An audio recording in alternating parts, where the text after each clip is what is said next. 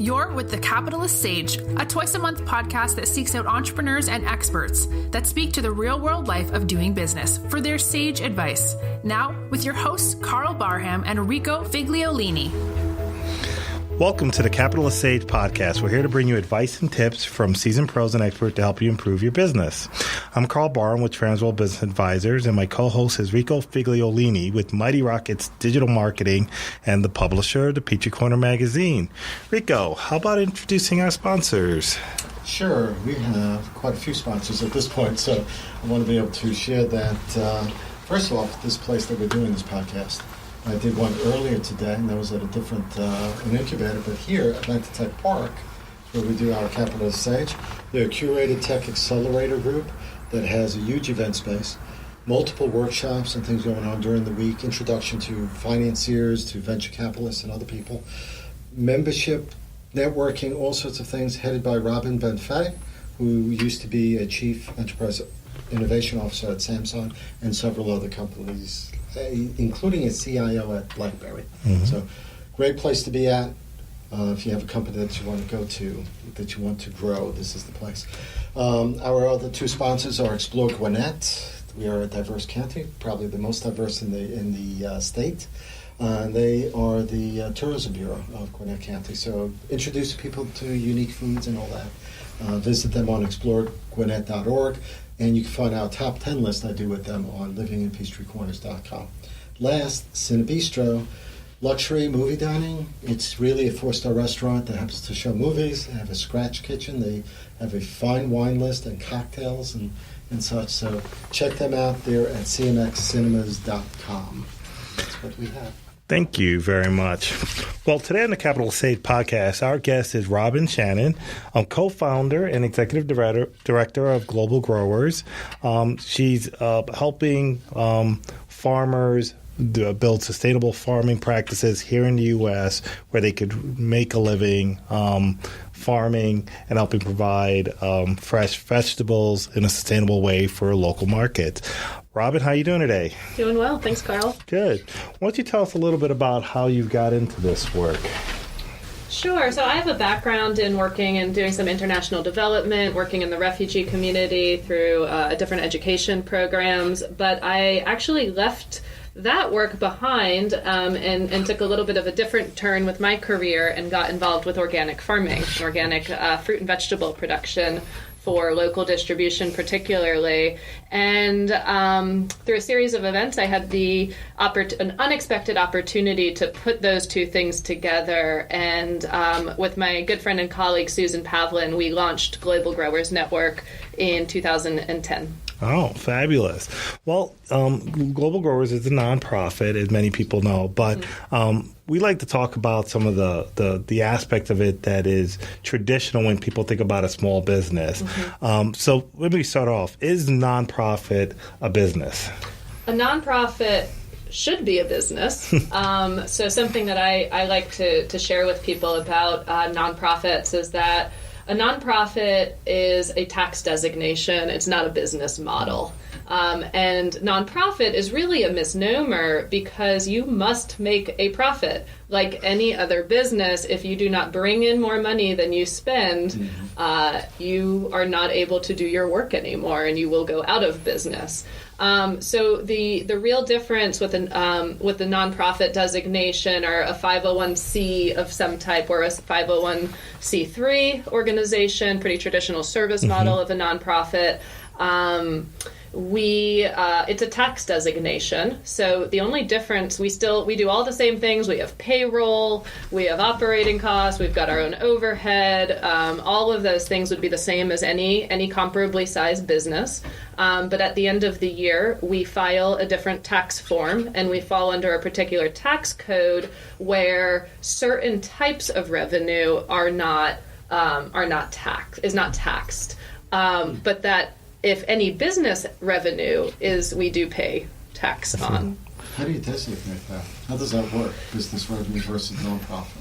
All of our revenue, like any business, you'll kind of account for your revenue into different categories. Okay. So for us, one of the things that makes Global Growers unique is that we have what in the nonprofit world is known as earned income. So our earned income is done through business activity. And in our case, we sell produce. Right. And we bring produce to market. We sell through a number of different distribution channels.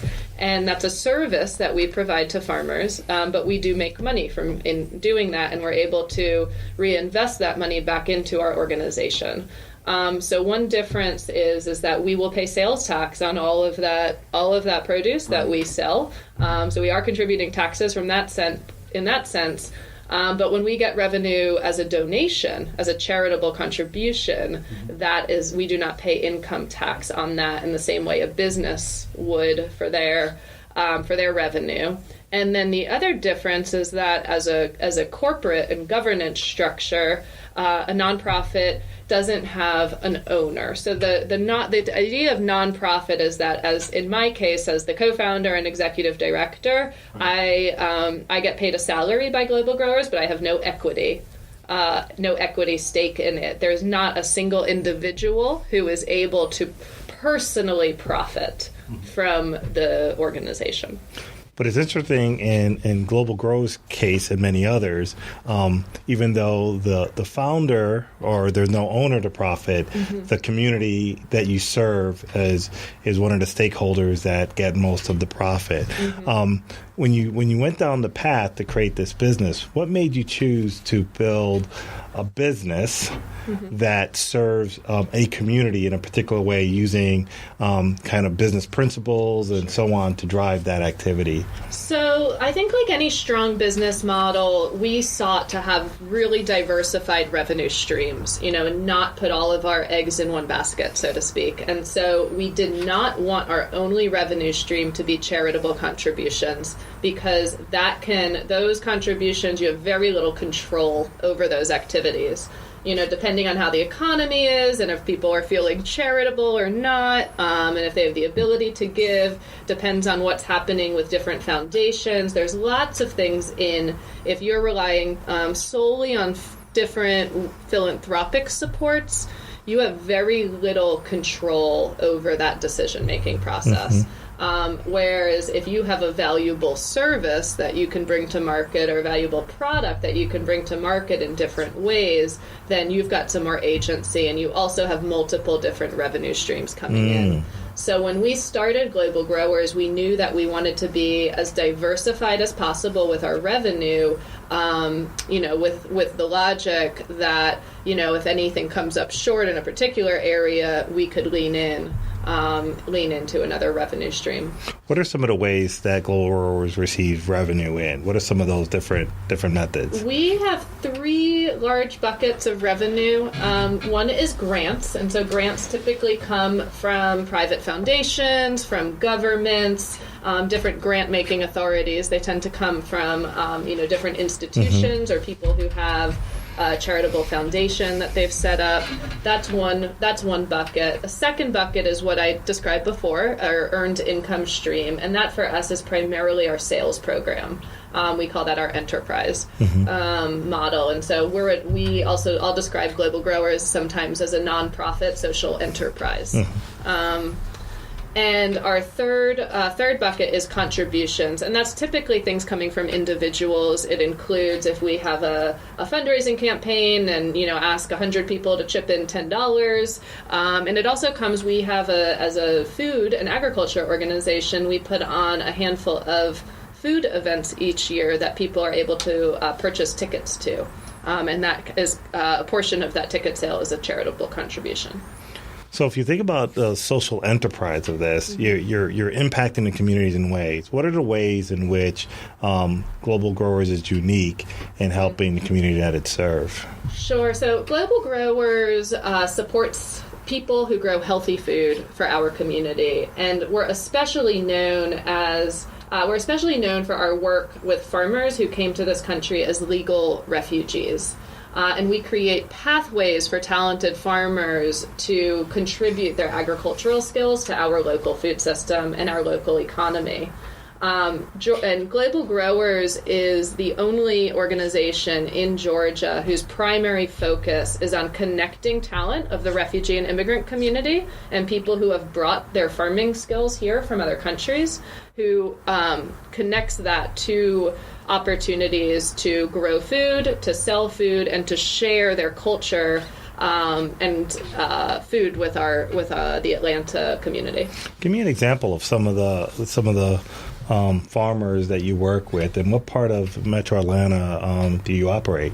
Most of our work is on the east side of Metro Atlanta in DeKalb County. Many people from the Atlanta area know that DeKalb County, and in particular Clarkston, is known as being one of the most diverse areas, and that's because starting in the late 80s, early 1990s, Clarkston was designated by the federal government as a destination for refugee resettlement, and that's the federally run program that works with the United Nations to identify, screen, and bring people in to resettle in this country. So most folks that we work with have come through Clarkston. It's another way Clarkston is described as the Ellis Island of the South. That's a gateway. It's kind of a gateway city, but not everyone stays there. So we work with folks who are in Clarkston, Decatur, Tucker, Stone Mountain, and also starting to move out to Snellville, Loganville, Gwinnett County. So we're primarily on the east side of town that we're working with. We partner with growers from over a dozen different culture groups and language groups, and so it's a pretty dynamic work environment. Lots of different languages being spoken, different cultures in the mix, and it's a really thriving and dynamic place. We work with folks from Burma, from East Africa, Burundi, Congo, Tanzania.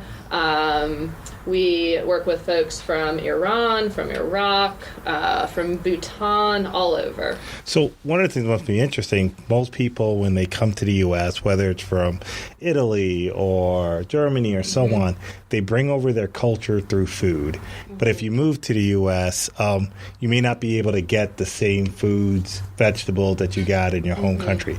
How do you help them adapt the farming practices here so that they're able to grow more culturally appropriate food for their diets? Sure. So one of the really exciting things that I love to talk about global growers is the incredible skills and agricultural expertise that folks are bringing here to our community. And so, a lot of the way I think about our work is connecting talent to opportunity. And, that takes work of connecting the dots. So, we do not teach people how to farm. But we do work with folks to adapt those skills to be successful in a new climate. One example that I share typically is agriculture. No matter where you are in the world, agriculture is all about timing. When do you need to do certain things based on the seasons and the rainfall and all of these other forces based on market pressures, things like that. So one of the first things that we do in working with growers is help them get their timing back on.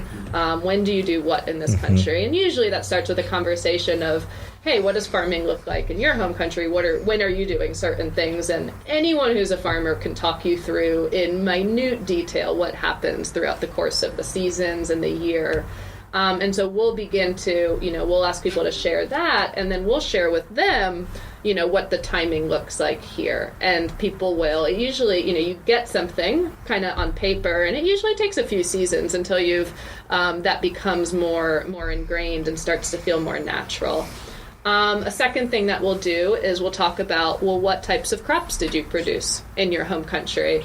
And we're really lucky here in the Southeast United States. We have a pretty extensive growing season. So with the exception of your most tropical fruits, things like mangoes and bananas and things that really can't tolerate the occasional cold snaps that we get here in Georgia, we can grow most things that people were growing in their home countries. And usually that's a moment that folks get really excited when they realize what the possibility is. Most growers that we work with, same thing with a lot of, immigrants and their culture, there's this a desire to, be able to continue with some of the traditional cultural foods, but there's also a real desire to learn about new crops and try and experiment with new things. For the commercial growers we work with who really do this as a business, their mindset, like any entrepreneur, is what do people want to buy? That's what I'm going to That's what I'm going to grow. So most of our farm sites do look like a blend of cultures. We see traditional Southern American staples, your collard greens, cabbage, turnips, sweet potatoes, things like that, because we do have a market for those, and they do grow quite well here in this region. We also grow East African amaranth greens and Burmese eggplants and Bhutanese chili peppers and all these other sorts of like pretty interesting crops and things that I didn't know about before. So I've had quite a learning journey of my own in getting to learn about different foods and crops and food and farming traditions from around the world. So I'm curious also, some of the work you do with people in community gardens. How do you support growing across the metro Atlanta and kind of people be more familiar with where their food is sourced and how it's grown? So we operate a network of farm and garden sites around metro Atlanta, and through that we are able to create access to more than 20 acres of land where we connect people to growing opportunities. And that approach, by activating all of this land that had not been previously in any food production, and this is church land, it's government-owned land, it's private land that we lease or acquire through normal land acquisition practices, but by activating more land in food production, and also by connecting folks and communities that traditionally have not had the connection to land, makes more healthy produce abundant and accessible throughout metro Atlanta, but particularly in low-income communities. And that's something where I think Global Growers has a really deep impact. We tend to be known in the market as a brand that sells food and brings food to market, and you'll see our name on restaurant menus, or you'll see us at a local farmer's market, but there's so much food that is going not through Global Growers sales channels, but home directly with the growers and being shared with their family, with their friends, with their neighbors. We have certain community growers that really take a lot of pride in being known as the go-to sources for local produce, and they enjoy the activity of gardening and enjoy the activity of farming, and then they give it all away. I know it must feel great to work in an organization and be part of a business that has this kind of impact beyond just profits. What are some of the challenges that an organization, a nonprofit could face, and what are the ways in which you're able to react to those types of things? Sure. So, like any business, we kind of share all those common challenges any small business does. Hiring, managing, accounting, making sure we have the right insurance, all of those standard things. As a farming and a food organization, we're also at the whims of what federal government policy decisions are being made, what's happening at the USDA, what is local land policy looking like. On top of that, and I think most importantly, we're really at the whims of climate as well, both typical weather events that can wreak havoc, as well as climate change, which is bringing some really unexpected challenges to us, for us. Recently, last month, we had a significant flood at our primary commercial farm site, and that we're facing a major crop loss and a major loss of both investment we've already made as well as future revenue. And so we've had a pretty significant disruption to our business activities that we're needing to recover. Can you describe what happened? What happened there? Sure. So let's see. On April 19th, Atlanta had this pretty significant rain event. We got several inches of rain in just a few hours, and one of our properties is located adjacent to a creek. That creek usually has about, coming past our property on a normal day, would have about 6 inches of water going through it. It rose more than 10 feet in a few hours. If you go and look, you'd be shocked because this creek has quite steep banks. It can really take it could hold a lot of water in it. But it was too much, too fast. We're also seeing in farming in more of a metro area, we see more development happening around the farm, which means more water is running off and into those waterways than ever has before. It's less porous land. More impermeable surface and less open land for where that water traditionally would have been absorbed. And so that water came up over the creek banks, rushed through the farm, and hit us at a point where in April we were in full spring production. Farming is a seasonal business. We were in full spring production, harvesting all of our spring crops, and we had just finished most of our summer planting. So in less than 2 hours, we saw 2 seasons get completely wiped out. And you know what? That's part of that is the 100-year floodplain that's gone away. That's now right. we're in the 500-year. That's right. And we're seeing more of that. And, people don't understand that even because the 100-year flood mark, they think, well, it happens 1 in 100 years. That's not what that stands for. It can happen several times in a year even. Yeah. That mark gets hit. So that's really, I've known farmers because of my background being Italian and going back to Italy and my family, and it's a tough business no matter where you live. Yeah. But the experience that you're getting, all this type of food, that's really something. Yeah, absolutely. And the farmers that were impacted at that location, how many farmers were impacted by that? So that was our flagship site, Bamboo Creek Farm, that had this flood, and it's a 15-acre farm that hosts 5 independent businesses. Actually, earlier in the show, as you were describing Atlanta Tech Park, one of your sponsors, I was thinking, we're the farming version of Atlanta Tech Park. Yep. We're a business accelerator and a place where startup businesses can co-locate, have access to resources, have access to one another, probably access to markets they wouldn't have been able to independently. That's really, this model that we've developed is really unique in the Atlanta area because it's a collaborative site. So similar to a tech hub or a farm hub. And that comes with that collective power and also builds on a tradition of cooperative farming systems that we've seen for years in the Southeast and all over the world as well. But that means that with this one event, several businesses got wiped out. But you can also, because you have that co-op system, that power, I think, and the experience, you probably could go to the federal government. In some cases, I know the hurricane money that's supposed to have been coming to Georgia farmers is still not coming yet. But, there's those opportunities to get subsidies or money to be able to help that type of problem, I think. That's what we're working on right now. So how do you respond to something like that, where you're trying to help the community?